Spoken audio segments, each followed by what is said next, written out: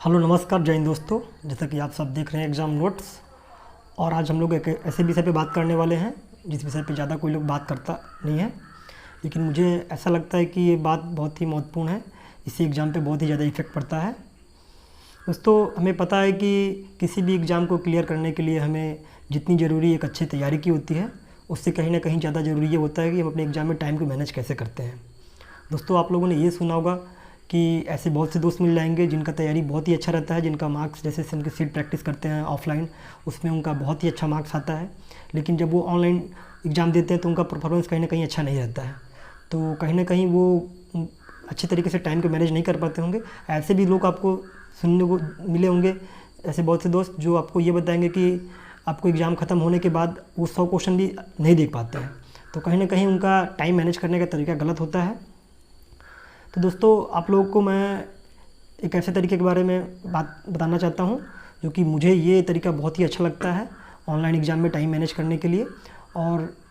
हो सकता है दोस्तों इसमें आपसे बहुत से दोस्तों को ये तरीका पता हो, तो मैं उन दोस्तों के लिए बताना चाहता हूँ जो कि फ़र्स्ट टाइम एग्ज़ाम ऑनलाइन दे रहे हैं, या फिर उन दोस्तों के लिए जो कहीं ना कहीं उनका टाइम मैनेज करने का तरीका कहीं ना कहीं गलत है।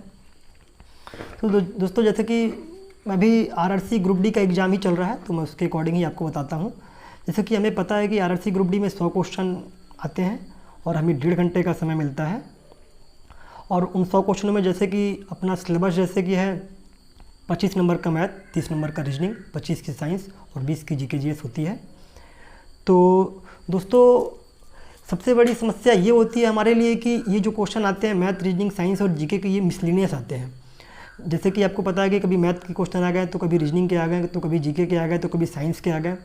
तो दोस्तों, इससे क्या प्रॉब्लम होता है कि कभी कभी हमें, जैसे कि आप मैथ ही ले लीजिए, कभी कभी मैथ के आपको ऐसे क्वेश्चन मिल जाएंगे जो आपका मैथ का चैप्टर बहुत ही ज़्यादा स्ट्रांग होता है और उस चैप्टर से कहीं ना कहीं आपको ये क्वेश्चन मिल जाएगा,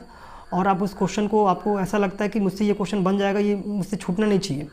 उसको आप एक बार ट्राई करते हैं, 2 बार ट्राई करते हैं, 3 बार ट्राई करते हैं, और बाद में पता चलता है कि आपसे क्वेश्चन बना भी नहीं और आपको 3 से 4 मिनट टाइम आपका लॉस हो गया। अगर पूरे एग्ज़ाम में ऐसा आपको 2 से 3 क्वेश्चन मिल जाता है तो पता चला आपने कहीं ना कहीं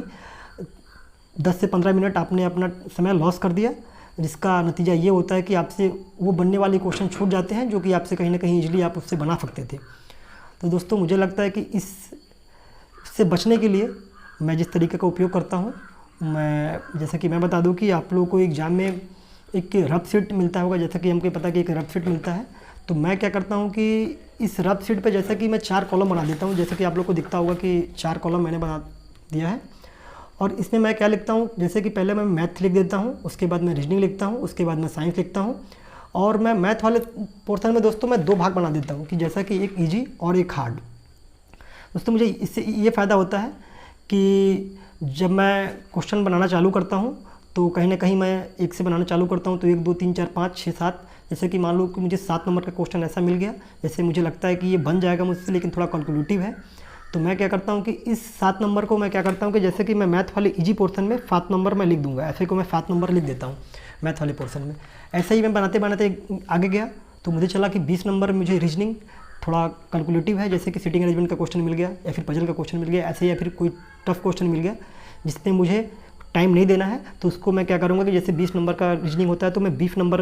लिख दूंगा रीजनिंग वाले पोर्शन में, और मैं आगे बढ़ जाऊँगा। दोस्तों, इससे क्या होगा कि आप इससे टाइम को बहुत अच्छे तरीके से मैनेज कर लेंगे। इसी तरह आपको कोई साइंस का क्वेश्चन मिल गया जो न्यूमेरिकल का हो, जो आपको लगता हो फॉर्मूला नहीं याद हो लेकिन आपको बन जाएगा, थोड़ा टाइम लगेगा, तो उसको आपको, जैसे कि मान लीजिए 50 नंबर रीजनिंग न्यूमेरिकल का क्वेश्चन है, तो आप साइंस वाले पोर्शन में 50 नंबर लिखेंगे और आप आगे बढ़ जाएंगे। अगर आप इस माइंड सेट के साथ एग्ज़ाम को देते हैं कि आपको जो क्वेश्चन थोड़ा भी लगता है कि कैलकुलेटिव है और टाइम टेकिंग है, तो उसको आप छोड़ के तुरंत आगे बढ़ जाइए, और आप कोशिश कीजिए कि 1 से लेकर 100 तक क्वेश्चन, उन क्वेश्चनों को जरूर बना लीजिए जो कि आपसे बन जाते हो, क्योंकि आपसे बाद में वो छूटे नहीं। और फिर आप जब 1 से लेकर 100 तक कोशिश कीजिए कि आप 1 घंटे में 1 से लेकर 100 तक क्वेश्चन बना लीजिए। और कुछ क्वेश्चन जैसे कि आपसे 10 से 15 क्वेश्चन अगर आपसे बनने जाने वाले छूटते हैं, 10 से 12 क्वेश्चन छूटते हैं, तो उनको आप फिर से आइए, और उन क्वेश्चन को, जैसे मैं 7 नंबर पे लिखा हुआ हूँ मैथ का, तो मैं मैथ के क्वेश्चन को पहले क्लिक करूँगा 7 नंबर को, उसको बनाऊँगा, उसको बन जाने के बाद उसको मैं काट दूँगा, ऐसे करके उसको मैं क्रॉस कर दूँगा कि ये मुझसे बन गया है।